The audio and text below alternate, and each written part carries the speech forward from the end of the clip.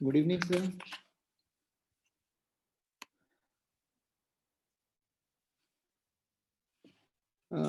Good evening and welcome you all to this inaugural issue of OCU Health Escapes. I hope you all can hear me now. Yes, you are audible. Yeah. So this will be our inaugural issue of OCU Health Escapes. Sir, actually, you are all senior members of our Indian Association of Occupational Health, and for the last 1 year, we have been seeing that it is difficult for us to physically interact and gain some knowledge from each other and get ourselves updated. So this was our initiative to start the DigiConnect series, which already we have conducted 38 issues of our DigiConnect webinar platforms. So that was basically meant for getting ourselves updated regarding the latest COVID scenario, the different aspects of occupational medicine for industrial physicians, and different aspects which COVID has affected, and how non-COVID patient they can get the best medical care in our workplaces, those who are there. So now, as we know that occupational health is a very wide topic, and we have seen that, and we all practice that occupational health is it is a conglomeration of occupational medicine, then emergency medicine, then preventive and occupational health. So a lot of issues are there, and a lot need to be discussed, especially if we can create more and more forums like this, so that specific issues can be discussed during these forums, and the target groups, they can be widely like they can get themselves updated with the latest things. So this OCU Health Escapes, it shall be our monthly updates on the environmental and occupational health issues. This can be local, regional, and global. So this was envisaged by our seniors and colleagues uh, from here and across India, that we should discuss the monthly occupational health issues and environmental related issues during this session. And Dr. Rajiv Jain sir, he has kindly consented to conduct this session. This will be the inaugural session of OCU Health Escapes. And to my pleasure, I would just say a few words about Dr. Rajiv Kumar Jain. He has been a good faculty and a source of inspiration for every one of us. And he has been keeping ourselves updated. And we thought we should formalize this update.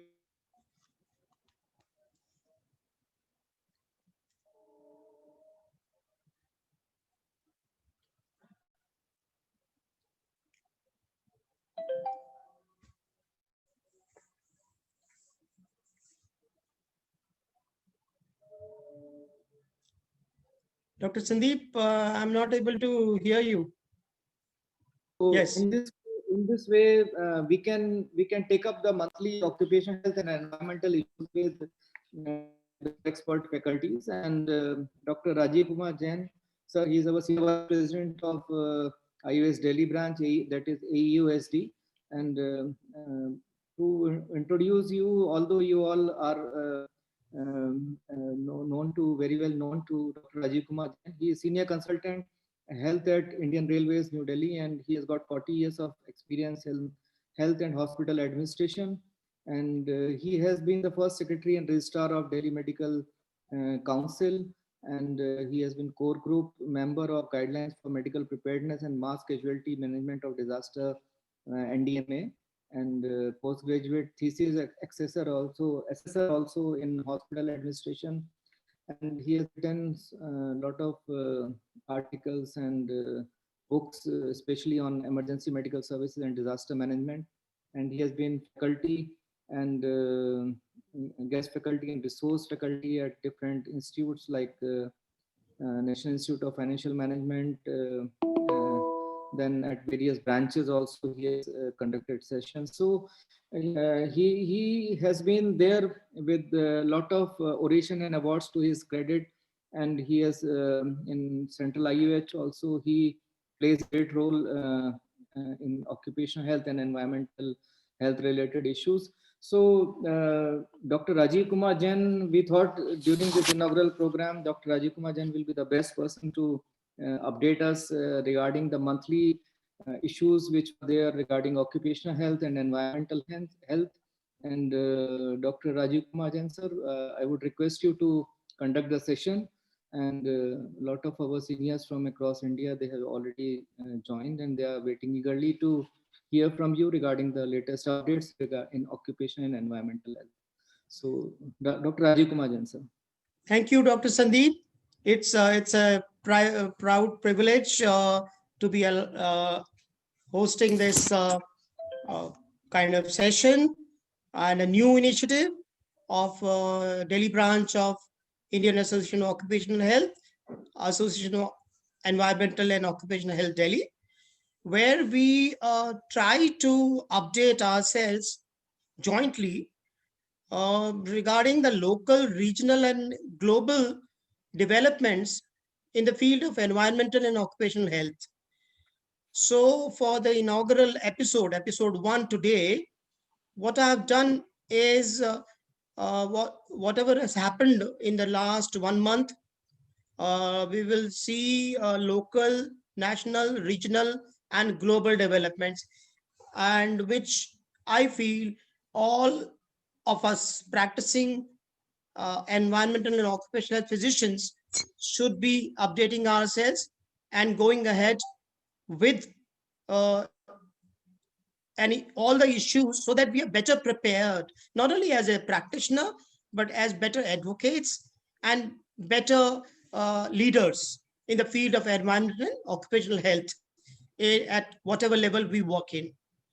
We would like to collaborate with all the audiences, all the persons who are participating in this episode and who are working along with people who are participating in this episode, who would like to get themselves updated in the field of environmental and occupational health. And this process is an ongoing process, collaborative process, where we learn from each other.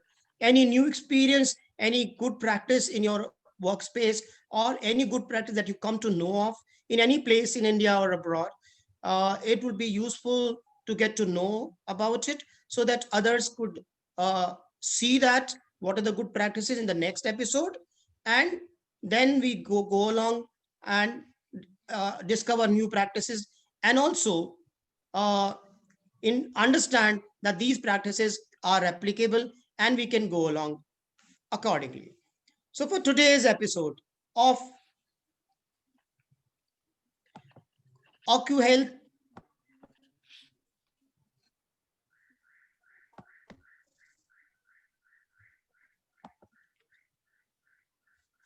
OcuHealthscapes. OcuHealthscapes with an hashtag has been used to signify that this is a unique place where occupational, including environmental health issues, are discussed, examined. So you get a landscape view of the environmental and occupational health issues in the area that you work in the country and in the world. Frequency has been kept as monthly. So last Friday of every month at 6:30 p.m., we shall be sharing the new developments in the field of environmental and occupational health every last Friday, 6:30 p.m. So kindly take out about 1 hour time for this updates.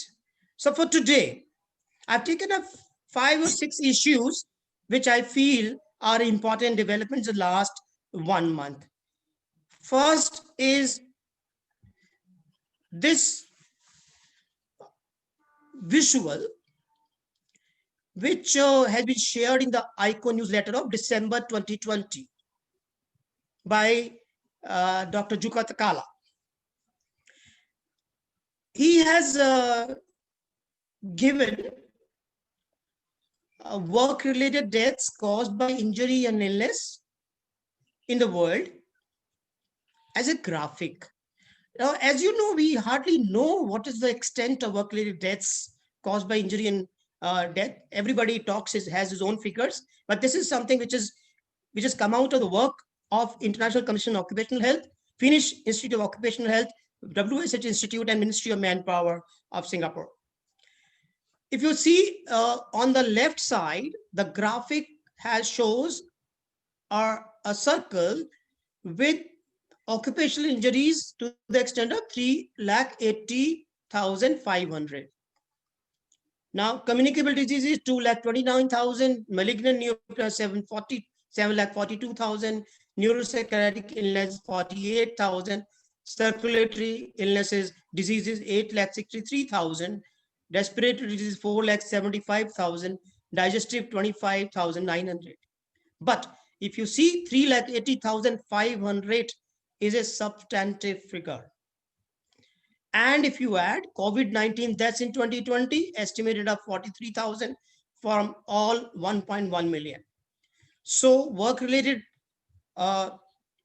selected disorders, diseases or communicable is 4.8, and cancer deaths 13.8%, neuropsychiatric deaths 6.6%, circulatory deaths are 14.4%, respiratory deaths due to COPD 18%, asthma 21%, other respiratory disease 1%, digestive diseases 2.3%, genitourinary 3%, musculoskeletal disorders 37% or more. These are disorders. Mental health disorders, stress and night work 10 to 13%.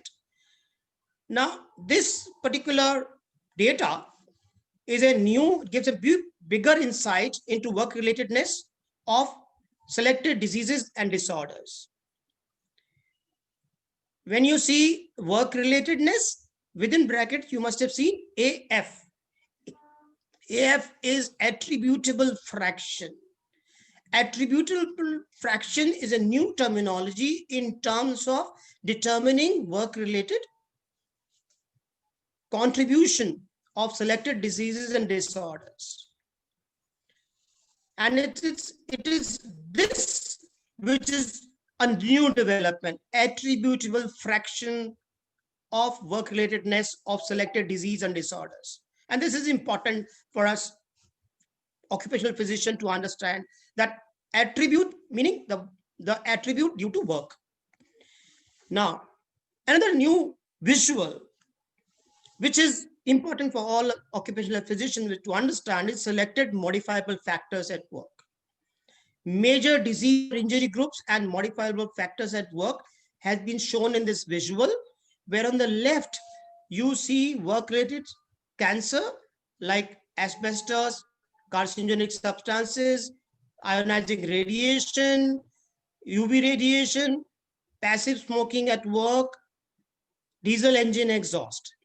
Now, work-related circulatory diseases are tabulated in the second column: shift and night work, overwork, strain by high demands and low decision-making latitude, high injury risk, chemicals, and passive smoking at work. Accidents are in the third column: lack of company policy, man system worker employer collaborative mechanism, poor safety culture, lack of knowledge, lack of guidance, lack of incentive-based compensation system, lack of or poor occupational health services, poor recording and notification systems. For infectious and parasitic diseases, poor quality drinking water, poor sanitation and sewage, poor hygiene, lack of knowledge, protection against animals, insects, snakes, and viruses and bacteria. This fifth column, musculoskeletal disorders, has heavy lifting, loads, shapes of materials, repetitive movements, poor design of seats, tables, tools, processes, and low temperatures and vibration. While on psychosocial disorders, the major disease injury groups and modifiable factors at work: lack of control, poor work-life balance, poor organization culture, role of ambiguity or conflict, unclear or changing priorities. This visual gives an overall updated version of major disease injury groups and modifiable factors at work. So it definitely updates our knowledge and makes it more comprehensive and organized. Next, I go to this outstanding article, and which has been reported extensively in the national press and the global press. This is the Lancet Planetary Health issue of December 2020. Health and economic impact of air pollution in the states of India, the Global Burden of Disease Study 2019 has been published on December 21, this month itself, in the Lancet. And this has been reported so widely in all the media that we have seen during the last week. If you look at the summary, findings, and interpretation, you will find this is substantive evidence that air pollution is not only a global emergency, it's a local emergency and requires urgent attention. If you look at the findings, as I shall discuss in the subsequent slides, you will realize that it's a serious matter which requires attention. This visual shows that 1.6 million deaths were attributable to air pollution in India in 2019. 17.8% of total deaths in the country, the majority of which were from outdoor particulate pollution, that is 0.98 million, and household air pollution, 0.61 million. You realize over here that outdoor particulate air pollution is substantively higher than household air pollution. Second, household air pollution is decreasing in India, resulting in 64% reduction in the death rate attributable to it from 1990 to 2019.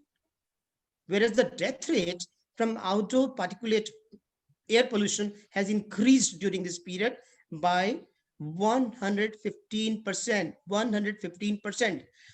Outdoor is in the red. This graphic, this 1990, 2000 to 2010 and 19, it has gone up, and household air pollution has gone down from 121.7 to 43.6. Ambient ozone is in light blue in the bottom, which has also increased. So outdoor particulate air pollution is caused by residential and commercial biomass burning, wind-blown mineral dust, coal burning for energy generation, industrial emissions, agricultural stubble burning, waste burning, construction activities, brick kilns, transport vehicles, diesel generators, and further effort is needed in India to reduce these emissions. Household air pollution is caused by unclean solid fuels for cooking. Government initiatives like Pradhan Mantri Ujjwala Yojana for clean cooking fuel have contributed to the reduction in household air pollution in India. There is evidence to this effect. It requires serious attention now by the policymakers and all the industries and all the citizens of the country. Third issue which has come to light, it is 11.5% of the total disease burden, that is disability adjusted life years, DALYs, in India in 2019 was attributable to air pollution. This graphic on the left shows that while 40% of the disease burden due to air pollution is from lung disease, the remaining 60% from ischemic heart disease, stroke, diabetes, and neonatal deaths related to preterm birth, highlighting the broad-ranging impact of air pollution on human health. The impact is huge. 40% is due to air pollution, and the remaining 60% is from other factors. Now, look at the economic loss due to lost productivity from deaths and morbidity due to air pollution in India. It is 1.4% of the GDP. And what is 1.4% in real rupees? It is 260,000 crore of Indian rupees. But if it is 1.4% for India, it is 2.2% of GDP for Uttar Pradesh. which is already poor. Bihar, it is 2% of GDP, which is again a very poor state. So they remain poor and they shall remain poor if attention is not given to air pollution. The economic loss will be substantially more for North Indian states and Central Indian states than South Indian states. If you look at the graph which is shown here, more than 1.5% is shown in dark blue, dark orange in the center, UP, Madhya Pradesh, Rajasthan, Chhattisgarh, and Bihar. 1.25 to 1.49 are Gujarat, Assam, and West Bengal. So, and of course, Haryana. So this graph gives a economic loss due to premature deaths and morbidity attributable to air pollution as a percentage of GDP. So one can understand how much loss it causes. So air pollution should remain as one of the most important policy matter for the country. It is not that government and at the central level, state government are not doing. They are implementing a series of initiatives to control outdoor particulate air pollution. And this paper, which is published in Lancet, recommends that investing further in state-specific air pollution control strategies will improve pollution health. National Program on Climate Change and Human Health, National Clean Air Program, National Air Quality Monitoring Program, Pradhan Mantri Ujjwala Yojana, Unnat Chula Abhiyan, the Air Act 1981 amended in 1987, 100 Smart Cities Mission, Environmental Pollution Prevention and Control Authority, APCA, Green Goods Deeds Initiative of the National Green Core Program, Doctors for Clean Air, Construction and Demolition Waste Management Rules, SAMEER application, Graded Response Action Plan GRAP for Delhi and surrounding area, Satat Initiative, National Biofuel Policy, Promotion of Agriculture Mechanization for in situ management of crop residues in the state of Punjab, Haryana, UP, and NCR, Green Firecrackers, upgrading BS4 to BS6, National Electric Mobility Mission, National E-Mobility Program are few of the major air pollution control initiatives in India. So if you look at the paper again, you will find in the abstract they've written, the high burden of death and disease due to air pollution and its associated substantial adverse economic impact from loss of output could impede India's aspiration to be $5 trillion economy by 2024. Successful reduction in air pollution in India through state-specific strategies would lead to substantial benefits for both the health of the population and the economy. And this study has been funded by United Nations Environment Program, Bill and Melinda Gates Foundation, and Indian Council of Medical Research, Department of Health Research, Ministry of Health and Family Welfare, Government of India. And most of the Apex medical colleges, including All Institute of Medical Science, Delhi, CMC Vellore, and PHFI, IIPH Gandhinagar, and ICMR were part of this study. A large group of collaborators has led to this path-breaking evidence-based study, which is as part of the Global Burden of Disease study. After understanding this novel development during the last 1 month, let's go to something which is futuristic and which has been reported today. It is the initiative by Indian Oil Corporation to buy 15 hydrogen buses for Delhi. Delhi will become the first city in the country to seriously try out hydrogen as a serious public mobility solution. And this initiative of Indian Oil Corporation, by procuring 15 buses, which have a kit with polymer electrolyte membrane fuel cells for plying in the city. It is a pioneering effort and it is part of a bigger project which aims at addressing all aspects of hydrogen value chain. This venture is being supported by the Oil Ministry's Hydrogen Corpus Fund. There is a Hydrogen Corpus Fund in the Oil Ministry, which is funding this. It is first ever attempt in the country to address all aspects of hydrogen-based mobility as the ultimate green option. This also underlined that fuel cell stacks or system technology would be indigenously developed and manufactured, which will accelerate the creation of a local ecosystem to support further activities in the hydrogen energy domain. These fuel cell buses would be evaluated in collaboration with the selected original equipment manufacturer partners through a large-scale field validation exercise in Delhi NCR. To facilitate this supply of refueling these buses, Indian Oil is also setting up demonstration units for different pathways with a capacity to produce approximately 1 ton per day of hydrogen at its state-of-the-art research and development center at Faridabad. So these kind of futuristic developments by public sector, private sectors, and original equipment manufacturers, that is bus manufacturers, is a great initiative for controlling air pollution and controlling environment and going towards a green pathway. Now, having talked about this aspect, let's go to another aspect, which I feel should be taken as one of the important aspects of the day. That is what we have. If you recollect, we had the Occupational Safety and Health Code passed by the Parliament of India and given assent by the President of India. But the act is useless unless the rules are framed, and rules are to be framed by the Government of India and notified in the Gazette. So,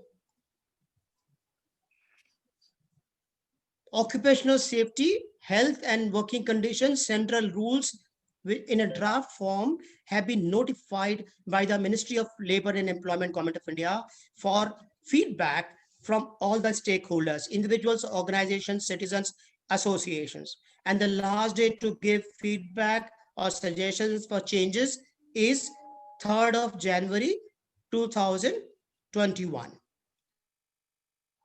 After that, Government of India shall be notifying these rules for final publication in the official gazette. As you know, the Occupational Safety, Health and Working Condition Act is to be notified and has to be effective from 1st April 2021.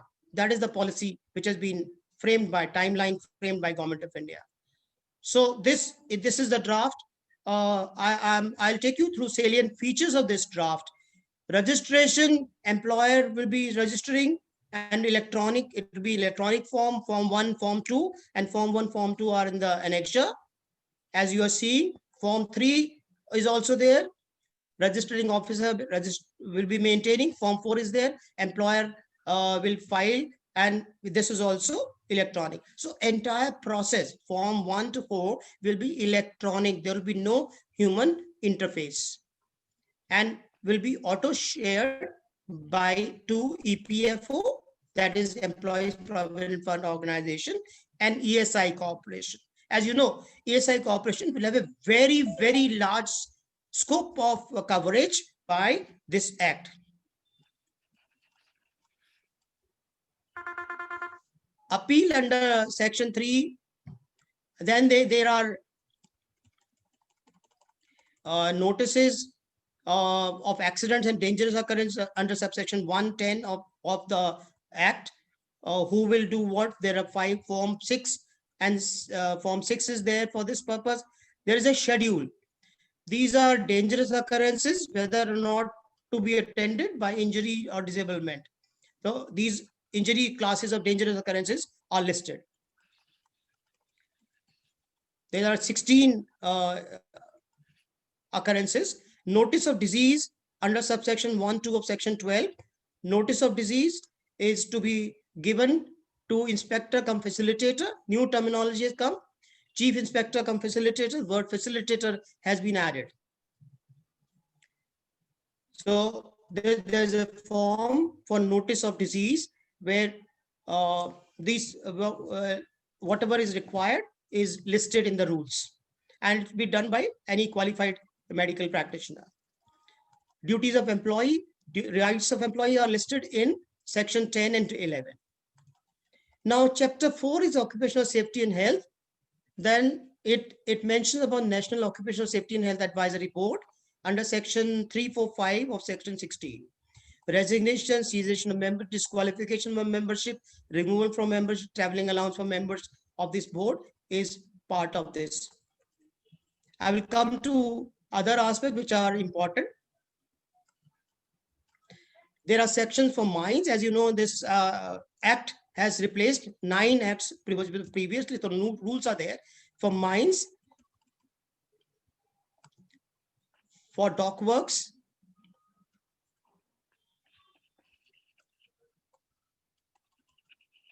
for there is a chapter 5, hours of work and annual leave of ages. Chapter 6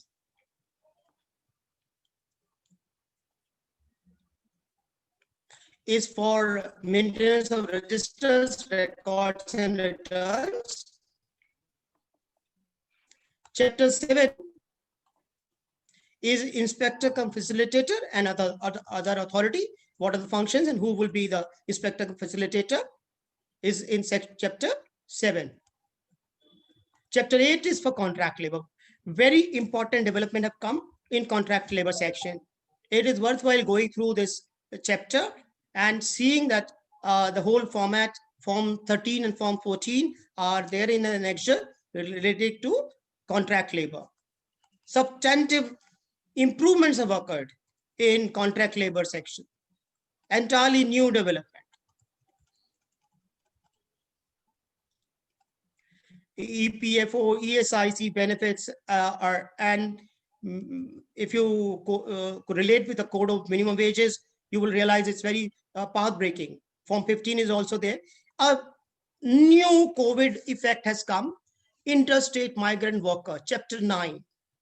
Worthwhile, actually, the unheard, the people who never had a voice, who never had benefits, and never had insurance, never had occupational health coverage, they will be for the first time after independence will get coverage under occupational safety and health issues in this rules, chapter 9.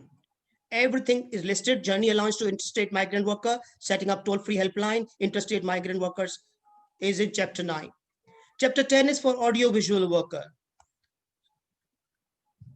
Then chapter 11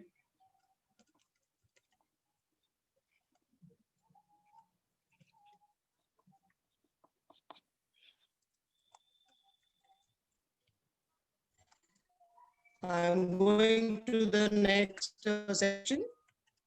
If you see,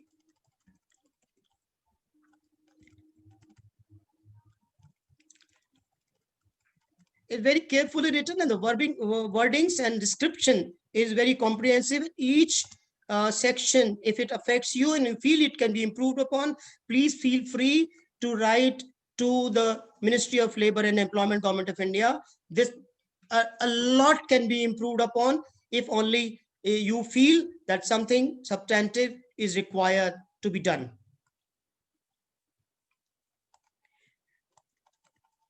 Because this particular coverage is very important. The training scheme is also there, where training will be imparted. So Constitutional Board of Vocational Training is also part of these rules.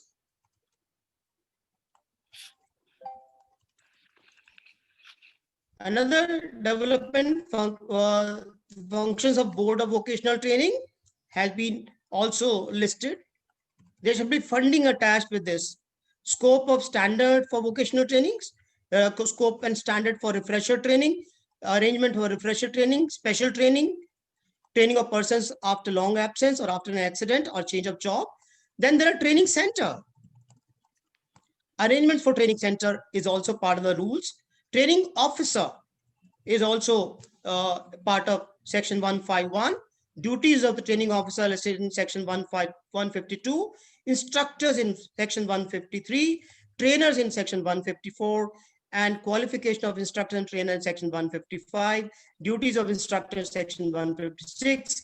157 is for duties of trainer and persons undergoing training. And certificate of training 159, 160 is for certificate to be delivered to the management.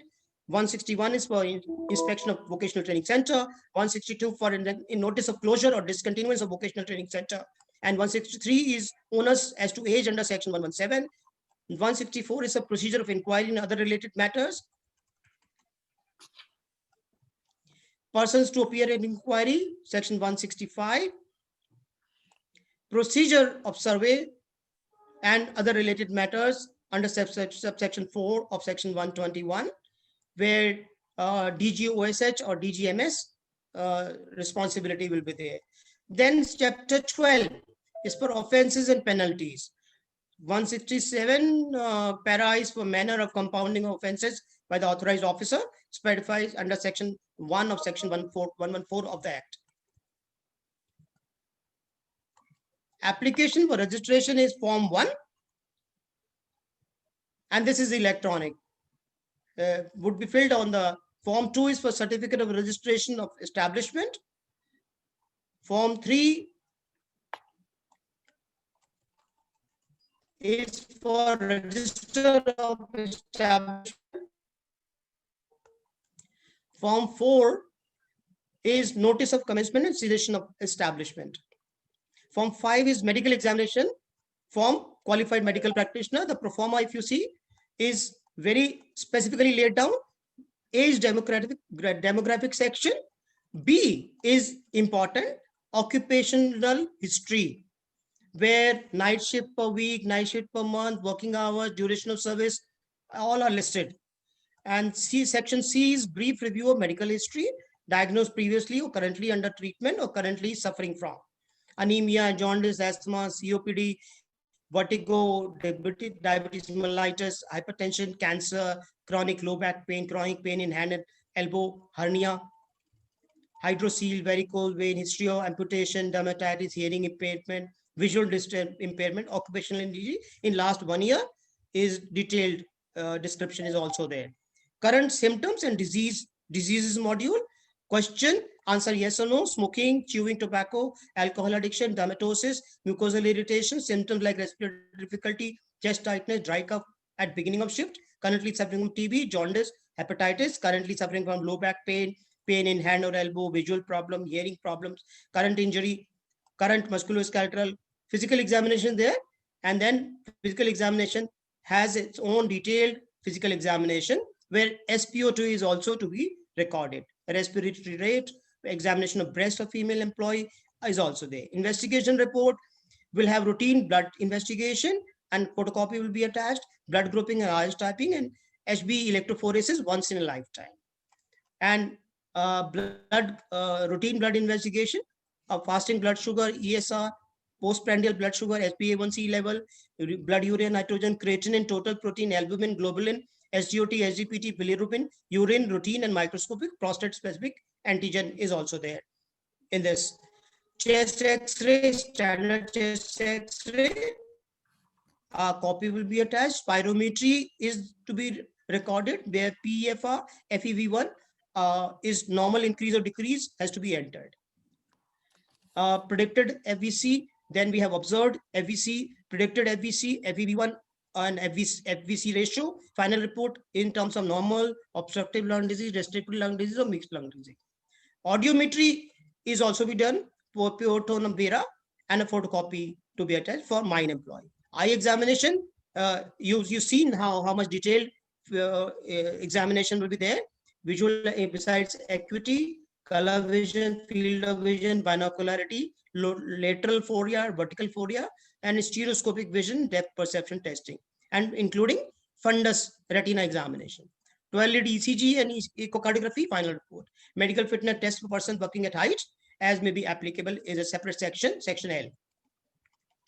For use of industrial safety section, there's a separate pro forma, and any other, section M is for any other information, examination, biological investigation, or test as mutually agreed by the employer and the qualified medical practitioner. So it gives sufficient scope for adding to the minimum criteria in the section M. Form 6 is for notice of accident or dangerous occurrence. Form 7 is for notice of periods of work.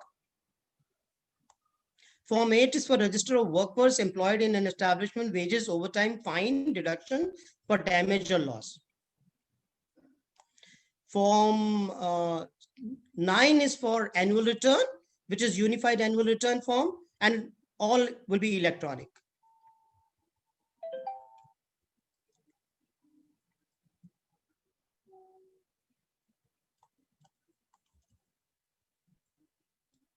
Annual return is reasonably detailed and once in a year electronic. So nobody will be coming. You don't have to send to anything. Just in the portal, you just have to enter.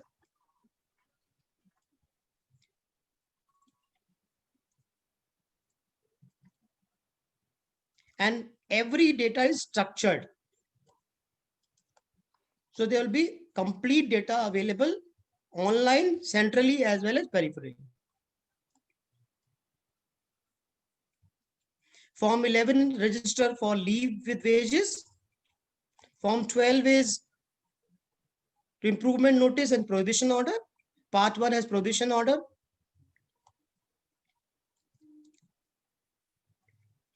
Form 13 is for application for license.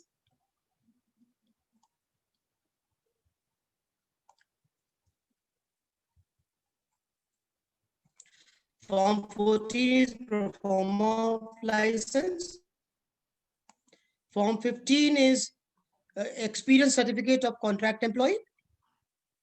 Form 16 is agreement between producer and audiovisual worker.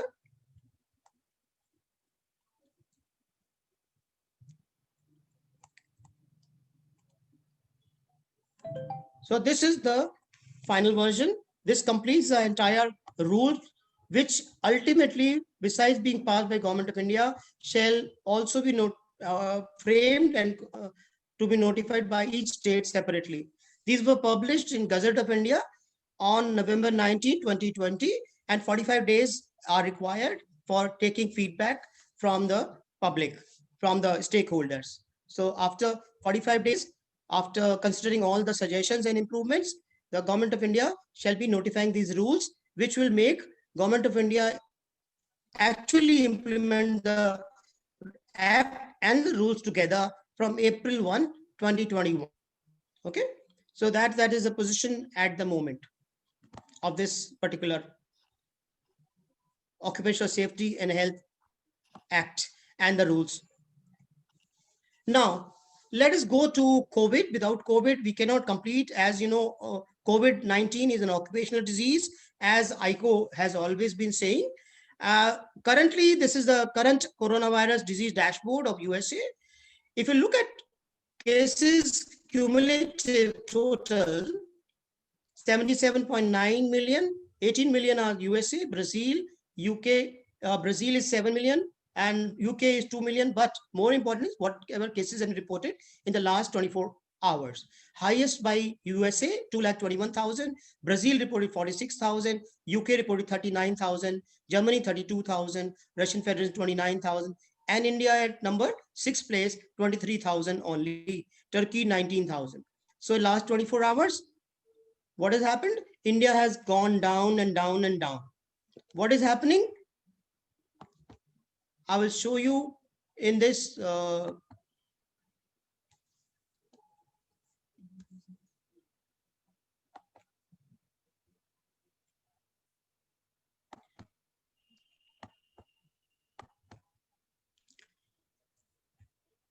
dashboard.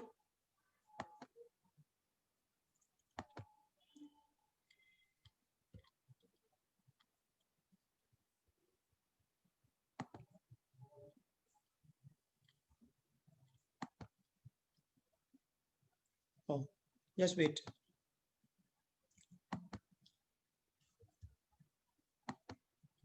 This is the current coronavirus disease dashboard of WHO.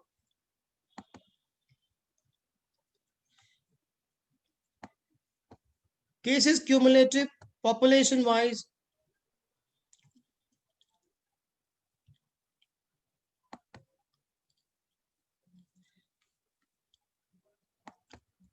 Anyway, that is about loading. So let's continue with our slide that I've made at 6 15 p.m. Deaths, if you see last 24 hours, 3,300 reported by USA, Brazil 961, UK 744, Germany 802, Russian Federation 635, and India only 336. So India is way down in terms of deaths and in terms of cases. But it is rising in Germany, UK, Brazil, and Russian Federation, and USA. And both deaths and cases are increasing if you see the 7 days average. This is the COVID-19 snapshot for India. We are still testing, we have tested 10 point, we have had 10.15 million cases, 1,47,128 deaths, and 2.8 lakh active cases, 23,444 new cases, and 331 deaths yesterday. 10 lakh tests were done yesterday, and 7-day average test positivity rate is at only 2.3%. Cases are growing at a very low rate, that is 0.24%. This is the current situation. If you look at average daily growth rate on the right in orange, Kerala continues to show very high rate, 0.8, Indian average 0.2, 4 times is it's growing in Kerala, as well as Himachal and Sikkim and Uttarakhand. Test positivity rate is highest in Kerala at 9.9%, Sikkim is 7.9, Goa is 6.7. Fortunately, Delhi is testing the highest. Indian average is 736 tests per million per day. Delhi is testing 4,861, Jammu Kashmir 2,000, Pondicherry 2,164. At the bottom, if you see, West Bengal continues to be only 405.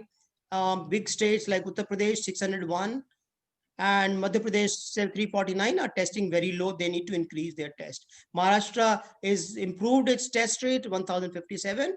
Deaths, Maharashtra, Delhi, West Bengal, UP are leading still. Confirmed cases, Kerala, Maharashtra, West Bengal, Chhattisgarh, and Karnataka are leading in the top 5. If you look at the deaths which are rising, how the deaths are rising, they are rising highest in Kerala, Uttarakhand, and Haryana. Then we have Wayanad in Kerala recorded sharp rise in COVID-19 cases in, if you look at the bottom, and Pathanamthitta in Kerala, Bidar in Karnataka, and Mandi in Himachal. They have recorded the highest cases in COVID-19 cases. If you look at this graphic, 337 testing rate, and Madhya Pradesh 339 are in the red. They need to increase their test. Kerala is testing very high. Positivity rate change, all are in negative, very good. Case fatality rate, Maharashtra still has red. All others have turned either orange or yellow or green. India's share globally is only 8.5%, which was earlier 1 month back was 10%. So deaths in India are decreasing. European Union percentage is increasing. Currently, they are contributing about 20% of the global deaths. Brazil is also increasing. If you look at the figure, USA, of course, has increased. Rest of the world has decreased. USA has increased the contribution. European Union is increasing. Brazil has decreased. India has also decreased in the last 3 months. Another new initiative in our country has been announced by Hindustan Unilever India Limited, HUL. For the first time, any company has announced a policy to protect its employees from domestic abuse. This extends the scope of employee well-being beyond work, that is the office, to his or her personal life and home. Outstanding initiative by Hindustan Unilever Limited. It comes at a time when significant number of its office-based staff are working from home. The policy seeks to protect and grant relief to employees who are survivors of abuse or acts of physical or emotional abuse beyond the workplace. And a female Executive Director, Human Resource, Anuradha Rajdan, announced this in the press conference yesterday. Across the world, there has been a significant rise in number of reported cases of domestic abuse. We want to stand up as advocates for change that we would like to see in society by proactively coming up with a policy which calls out to our employees. If you are someone who has faced this and wants to come out and talk, the organization is here to support you. What the company is covering in this policy, it describes its move as a discretionary welfare policy. Discretionary welfare policy is also a wonderful phrase under which an employee can reach out for support in case of any perceived threat or is a survivor of abuse beyond the workplace. The company said it will fulfill its obligations, if any, under the provisions of the Protection of Women from Domestic Violence Act 2005. The help under this policy, which is gender neutral, another new initiative, gender neutral policy for domestic violence. It includes access to urgent medical care and psychological counseling support. Both urgent medical care and psychological counseling support is also worth being lauded. It also offers paid leave of 10 days, reimbursement of lodging and boarding expenses for 15 days for the employee. Wonderful initiative. The policy will maintain confidentiality about identities while offering a temporary work arrangement at a company office in another city for a month. Great initiative. The person is taken away, identity is kept secret. During the lockdown, cases of domestic violence have gone up significantly. As you all know, the complaints of the National Commission for Women received on domestic violence against women doubled in the first month of the lockdown from 123 during February 27 to 250 between March 23 and April 22. Almost doubled. Insights reveal that when people suffer abuse, their immediate family is not necessarily a credible support. Standard Chartered Bank has developed a toolkit to provide examples of the various mechanisms that can be considered when supporting individuals experiencing domestic violence and abuse, and the range of available resources. The group's position is to offer colleagues experiencing domestic violence and abuse a broad range of support, including providing counseling through employee assistance programs and local NGOs. This is Standard Chartered. Capstone People Consulting CEO Sujay Banerjee, he said, organizations need to significantly improve on the support being provided to employees, given that domestic abuse is rampant and not restricted to the lower echelons of the society. Recalling an incident from her past association as an HR leader at a firm, Banerjee said there were several instances wherein employees, even after facing severe domestic abuse, would come to work. So this policy by HUL is a path breaker, which other employers, especially large employers, should try to emulate if they can. And these good practices need to be replicated in other organizations. Another new update, which I feel is worth sharing at this forum for update for environmental and occupational health practices, is research which is published in the journal Occupational Medicine in November issue, which is the latest issue of Occupational Medicine journal. Society for Occupational Medicine is the largest society of occupational medicine, and it is based in UK. This study is about smoke testing of surgical masks and respirators. The background for the study was that fluid-resistant surgical masks have been implemented in UK personal protective equipment guidelines for COVID-19 for all care sites that do not include aerosol generating procedures, that is AGP. FFP3 masks are used in AGP area, wherever aerosol generating procedures are there. Now, concerns from the ENT and plastic surgery communities out with intensive care units have questioned this policy. Emerging evidence on cough clouds and health care worker deaths has suggested that a review is required. So this particular paper has done the review for that. The results show that fluid-resistant surgical masks gave no protection whatsoever to inhaled smoke particles. Modification with tape and 3 mask layers gave slight benefit, but were not considered practical. Now, FFP3 masks gave complete protection to inhaled smoke, but strap tension needs to be just right to prevent facial trauma. Facial barrier creams are an infection risk. Conclusions of the study are: surgical masks give no protection to respirable particles. Emerging evidence on cough clouds and healthcare worker deaths suggests the implementation of a precautionary policy of FFP3 for all locations exposed to symptomatic or diagnosed COVID-19 patients.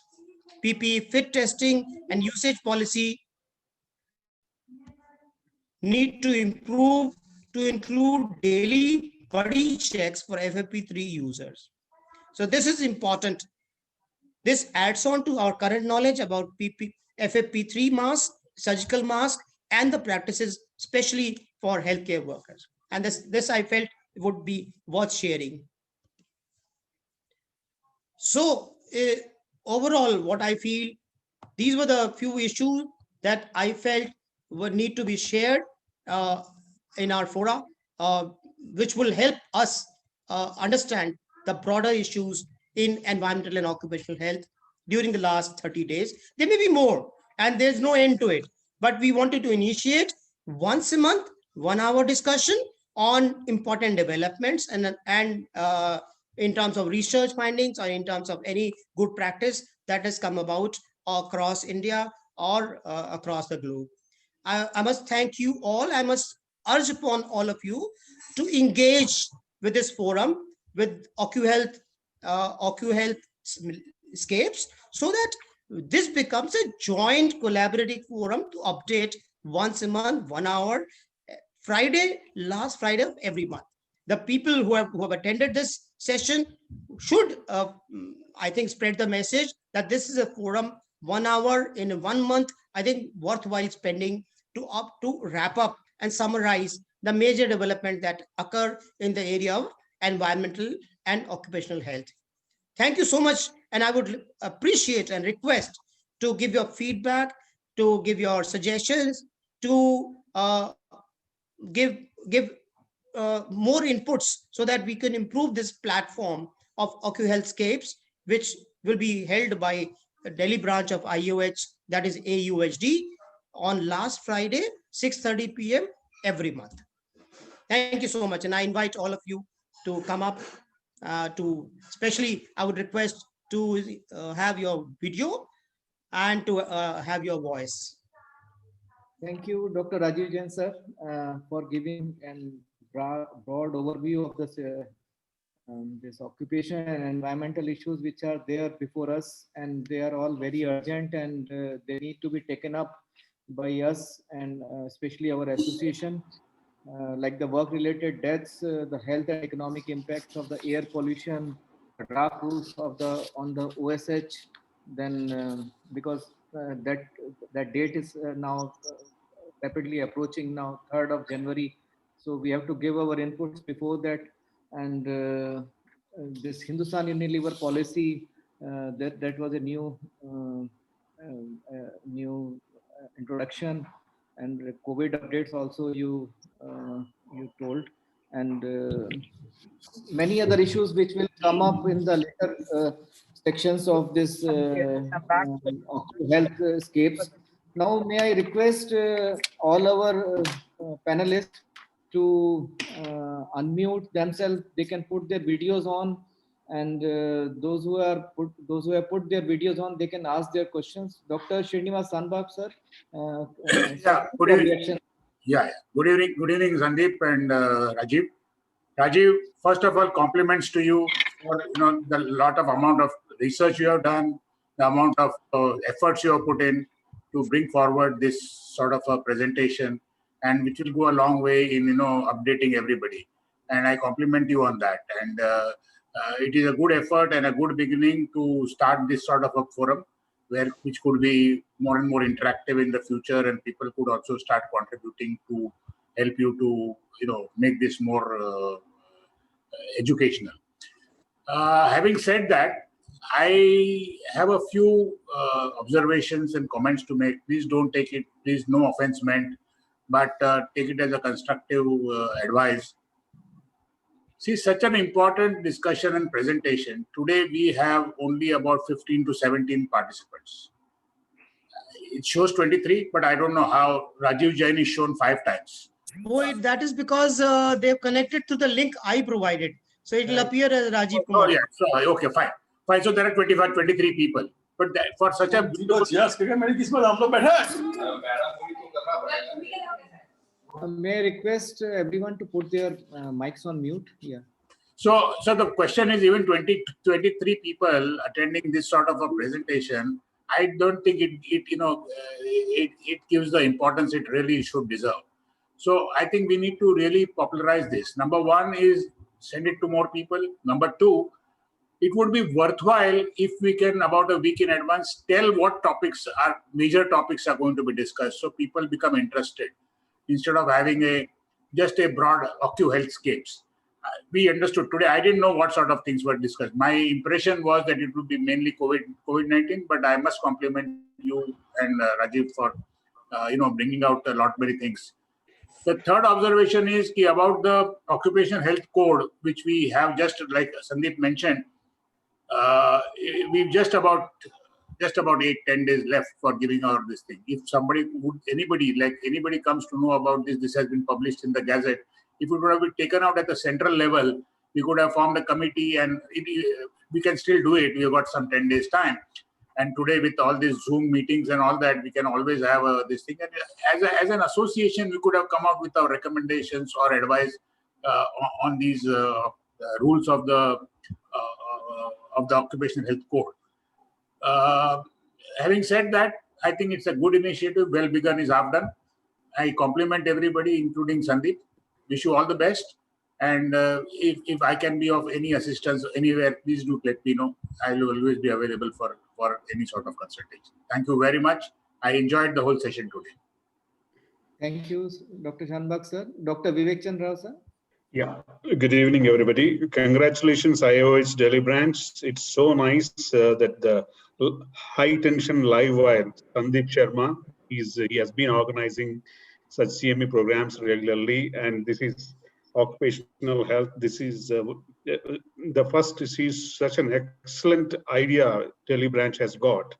I appreciate the appetite Dr. Rajiv Kumar Jain has got, and the time he has got for searching the related subjects. It's a very good initiative and very useful. So as Shanbhag said, that it's not the Delhi branch. Let us spread the news in our branches and try to see that there's more participation. I don't think that there should be any discussion on this, but you have shared varied subjects. I appreciate that. Thank you very much. Thank you, Dr. Vivek sir. Actually, sir, we are just instrumental in launching this program. Can you all can you put your mic on mute? So, Dr. Rao sir, we are just instrumental in initiating this endeavor, and we would like all our branches, all IOH branches, to join and take it forward, because this should require the initiatives and the involvement of every branch. And yes. Dr. Rajiv Jain is the best person, and we have got so many senior people who can contribute to this forum. So this will be a landmark in the history of IOH if we continue with this with great enthusiasm, sir. So Dr. Shiva sir. So, sir, you can unmute yourself. Yeah. Dr. Shiva sir, you have to unmute yourself. Yeah, can you hear me now? Yes, sir. Yes, sir. Yeah, I think it's a very excellent initiative by Delhi branch, and I wish whatever was discussed, if it would have been participated by all the people, it would have been very, very useful. Rajiv, as usual, has been great. So, Sandeep, excellent initiative. Actually, I'm outside. That's why I can't talk more. But very good initiative. Thank you very much. Thank you, sir. Actually, all this recordings will be available on our this YouTube channel also, and we would share the link with all our IOH members across India. So it will be for the benefit of everyone. Dr. Shyam Pingle, sir. Sandeep, just one interaction, just one thing. Yes, can you put the YouTube link on our website also? Sure, sir. We'll put that. Dr. Shyam Pingle, sir. Yeah, very nice session, and hearty congratulations to Dr. Rajiv Kumar Jain In fact, when a few days ago, when I saw that you had advertised only one session of an external speaker and Dr. Rajiv Jain's session was not there, I asked him, we are waiting for you. And then he came on with a bang with this session. So that's very nice. And we are very happy. Yeah, what Dr. Shanbag said, we do miss that there is not a single office bearer of Central IOH today. So maybe you can. Hey, Sanjay is there. Sanjay is there. Yeah, I am there. Sanjay Okay. Rotidor is there. Yeah. So maybe I stand corrected. So maybe next time you should invite the president so that because things like our occupational health code and other things, we will definitely need our president to take the initiative quickly and do something about it. But excellent program, and I'm sure it has started with 20 people, but it will definitely go to 200 and 2000 people if we continue. And there's no doubt about that. So thank you very much. Thank you, Dr. Pingle, sir. Now, Dr. Sanjay Rotitor, our Central IOS Treasurer, you are the representative of the central body of the IAOH, and as told by seniors who are virtually present in this webinar, and as per their advice, sir, I would request you to take all this OSH, this code especially to the central body, and if you can form some committee and take it forward and finalize some recommendations so that it can go timely and it can be of great use for the OSH community as a whole. Sir, Dr. Sanjay Rotitor, sir, would you like to say something? No, before Dr. Sandeep, before Dr. Sanjay says anything, I would like to put it on record that when we talk of code and rules, we should be very careful. The code is notified and assented by the President of India. Code is in place. Yeah. These are the rules. And rules are of two kinds: central rules and state rules. State rules, yeah. Central government will be notifying shortly in January and implementing from 1st April. There will be no going back on this, and they're going very fast. Anybody could imagine how Government of India is going fast on this aspect. They want effective implementation from 1st of April 2021. Whatever may be the impediment, they are hell-bent on clearing all the impediments and obstructions. In fact, yesterday, they had invited all the central trade unions for an online session. Central trade union demanded that this session should be physical session in Delhi. So that process of consultation is going on. Rules only are under review because statutorily 45 days have to be there for public comments and suggestion. That is the time. This is another window. This window was open earlier as well. There have been hundreds of windows opened in the past during the last 2 years.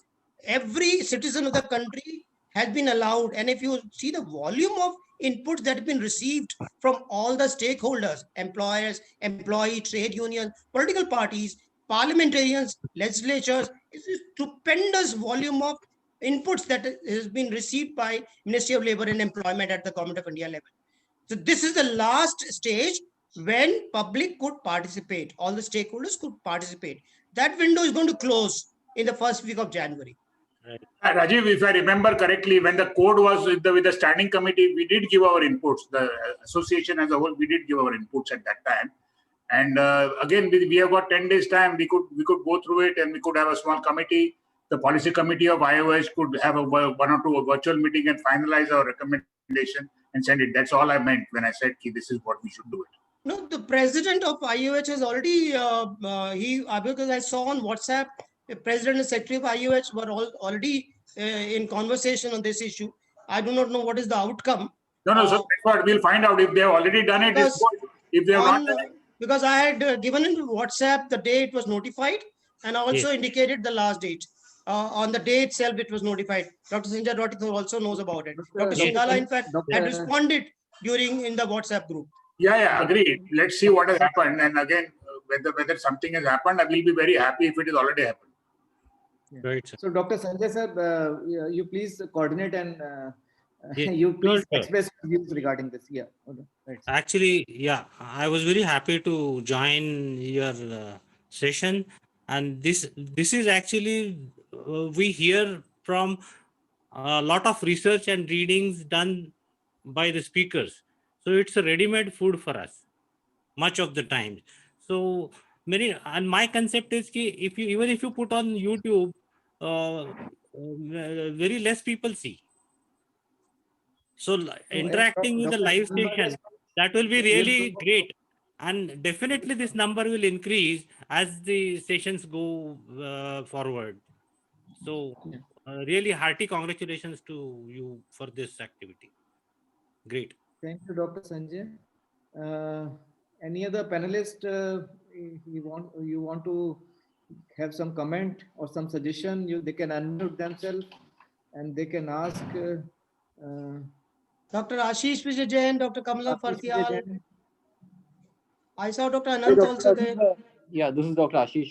First of all, congratulations. I think it was a very enticing session. And again, the surprise was the best element because each of us was expecting what's going to come up. And I feel truly enriched and really satisfied after this session. I'm sure that it's not an easy kind of effort going out here. You need to research, and it couldn't be anyone better than you looking at it and delivering it with such elan and a lot of understanding and passion. So thanks a lot. Wonderful session. I'm sure that as we keep on getting some more ideas, we would keep on adding to it. But it's a great start. Thanks for making it happen. Thank you, Dr. Ashish. Dr. Kamla Fartial, madam. Good evening, everyone. Dr. Jain, thank you very much, Dr. Sab. It was a wonderful session. Even I thought it was just on a COVID. You're giving us an update, but it seemed something else. And I see it's been an elaborate thing which you have done. Lot of research, and you have given us lot of inputs. I didn't know that there was a something coming up on domestic abuse especially, and this is one thing which I found it quite informative, and I think many of our organizations should also take this up, and maybe it will help lot of employees.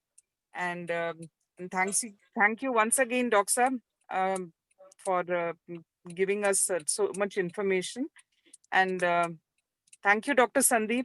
I didn't know Thank you. this was a meet. All of a sudden, I noticed Shivang had put up that we are live. So immediately I was driving, so I just switched on my mobile and I'm listening to it. Thank you very much. Thank you, madam, for all your interest. Dr. Kamla Fartial is our Vice President also from Delhi branch, and she is Head of the Medical Services in NHPC. And any other participant or Dr. Tyagarajan. Dr. Tyagarajan, sir? Good evening, everybody. At the outset, it gives me great pleasure to hear our Dr. Rajiv Kumar Jain. Very wonderful speech, sir. You have covered everything in the occupation health and what a physician is needed today. And it is a tremendous. And also you have covered the COVID. We have not seen you for the last 3 weeks, but today you have covered everything. Very fine, sir. Congratulations, Dr. Sandeep Sharma, for initiating this program. Really, every senior is appreciating you that this is the topic which needed everybody, and it is percolate to every occupational physician of our IAOH. Thank you very much. Thank you, sir. Thank you. Thank you. Thank you, Dr. Dr. Govind. Tyagarajan, sir. Yeah, and there was one question by Dr. Govind Narke. I have upgraded him as a panelist. Sorry. So Dr. Narke, you can ask the question, and before we move forward. Hello. Yeah, Dr. Govind. Yes, sir. I just a very wonderful presentation by Dr. Rajiv Jain, sir. Thank you. One point I have noticed when sir was presenting about the snake bite and all. So the major problem I had discussed with Dr. Bavaskar, who working on a snake bite. So he always said that snake bite should be an occupational health hazard, but it has not been recognized anywhere. So I just wanted to have opinion about the panelists or the listeners In here fact, about Dr. the snake bite Narke, and occupational health. you are actually speaking the global language. If you see Dr. Juka Takala's graphic, protection against animals bites is included in occupational hazards and the risks, if you had seen the presentation. So, and globally now increasingly, not only reptiles or animals or large animals, small animals, including viruses, would be increasingly globally, the thought is going on.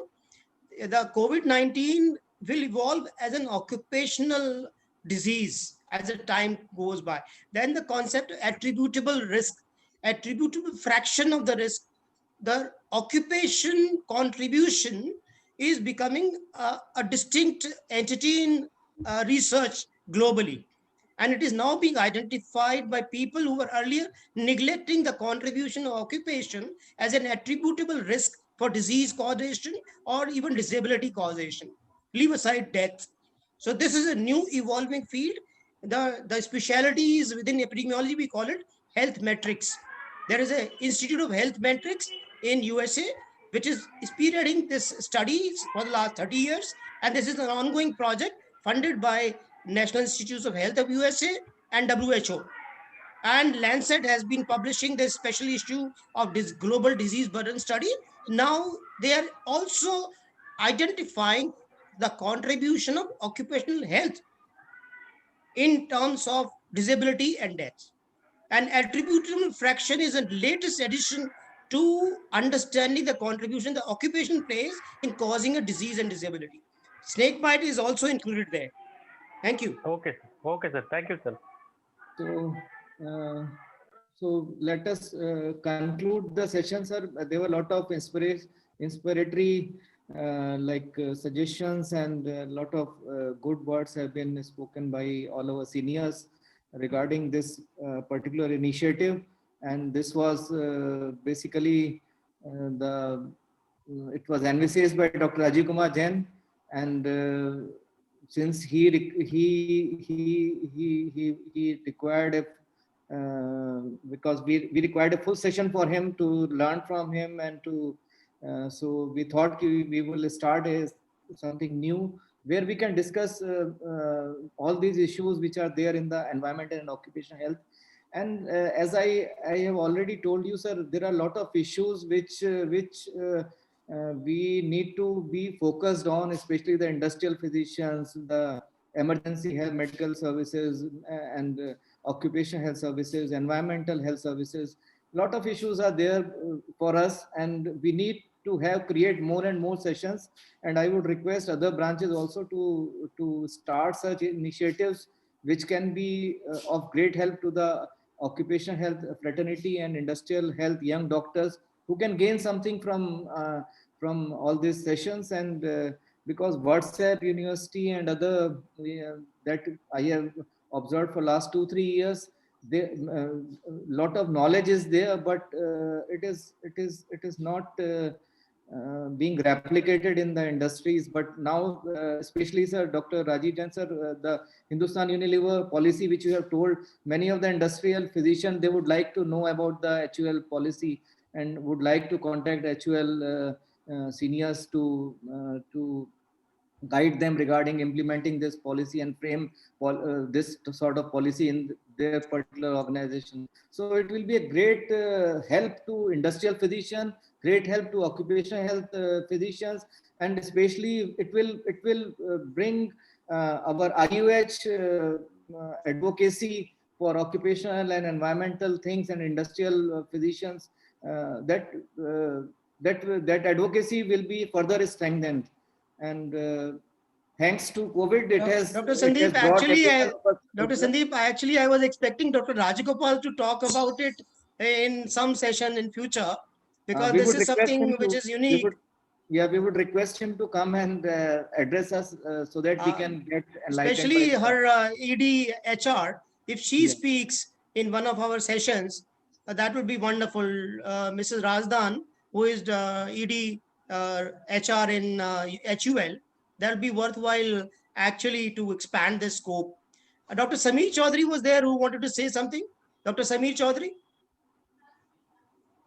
Yes, you wanted to say something? Good evening, all the. No, I would like to just say that as a part of the young fraternity of the occupational health physician, it is really good to learn direct one-on-one from an esteemed speaker like you, sir. And all the latest updates in environmental and occupational health field which you share on this platform will really help us out in taking the new steps in our own field. Thank you. In fact, that is the purpose. You know what has happened? The young need something else. Young people need visual and compressed data, which is understandable. That's why all the journals in the world are now holding official press conferences. They want coverage of path-breaking research on television, in newspaper. Now, new thing that you must have seen, young people like podcasts, young people like Twitter, young people like Instagram. So the whole information research, even ICMR is going to Instagram. So ICMR holds proper press conferences so that lay people understand the value of research. And then the policymakers understand that this is practical to implement the evidence. And you must have seen how air pollution study has shown a lot of money has come in and our daily life has started changing. The example that I gave for Indian Oil is something which is path breaking. In future, besides electricity, there will be hydrogen powered buses, which is absolutely clean fuel and which is sustainable. These are, unless somebody does this, somebody supports this, things will not change. And this is occupational health, I'm saying, because occupational health requires the outdoor air pollution to be controlled. So these environmental and occupational health globally, if you see, have never been disaggregated. It is now one and the same thing. But that is the purpose. This platform wants young people like you tell all other young people they should come forward with whatever they feel as is recent and which is new, which we can share on this platform. So this platform becomes larger and larger as the days go by, as Dr. Shyam Pingle has visualized. Our vision is to start small and start with something which is to be initiated, has not been done in the past, but sustain it over a long period of time so that growth occurs. All startups, so you can take OcuHealthscapes as a startup. We want to scale up as time goes by without bothering for who is participating, who is a member. This is an open forum. You don't require to be IUH or AUHD member to come on this forum, to inform us something new. If you have something worthwhile sharing with us, which you come across in a newspaper, magazine, journal, or any, you maybe YouTube or Instagram, do share with us so that we can share with a larger community of environmental and occupational health physician. And that's how we want to create more interest in environmental and occupational health through this platform that is OcuHealthscapes, the landscape. So we are enlarging the landscape of occupational and environmental health. And you're free to share the YouTube link. I will put it on WhatsApp as well, the entire presentation. And you could share with anybody you would like. You can take a screenshot, share at any platform. More you share, more interest is created. And then we will have a larger community of people who may not be qualified medical professionals, but they are interested in improving environmental and occupational health. That's the only vision that we have for starting this startup known as OcuHealthscape. That's why I use, you must have seen the first slide, hashtag. Use this hashtag so that, it is searchable on Facebook, Twitter, or Instagram. Thank you. Thank you, Dr. Rajiv Kumar Jain, sir, for this great initiative. And thank you all the participants and the panelists for sparing your time. Although we have exceeded our time, and from next time we will take care to make this forum more structured presentation and other things. And we'll give a lot of time for discussion. And I would also like to take this opportunity to invite you all tomorrow for a new ray of hope, which we can hear from Dr. Abha Agarwal. Dr. Abha Agarwal, we have kept the time at 7:30 p.m. because she will be joining live from Chicago, and she will speak on the way forward in 2021 with COVID-19, the COVID-19 vaccination and post-COVID syndrome. And Dr. Abha Agarwal is Chief Medical Officer of the Norwegian American Hospital, Chicago, USA. And she is a very renowned doctor in US. and she is from Indian origin, and she will speak on this topic. So we have designed this program in such a way so that after all this gloomy 1 year of COVID-19, we can have some ray of hopes and how to take care of the post-COVID syndromes and the vaccination, so that we are out of this COVID situation totally in 2021. So thank you all very much, sir, for sparing your time, and thank you to Dr. Rajiv Kumar Jain, sir, for envisaging this program. Thank you, sir.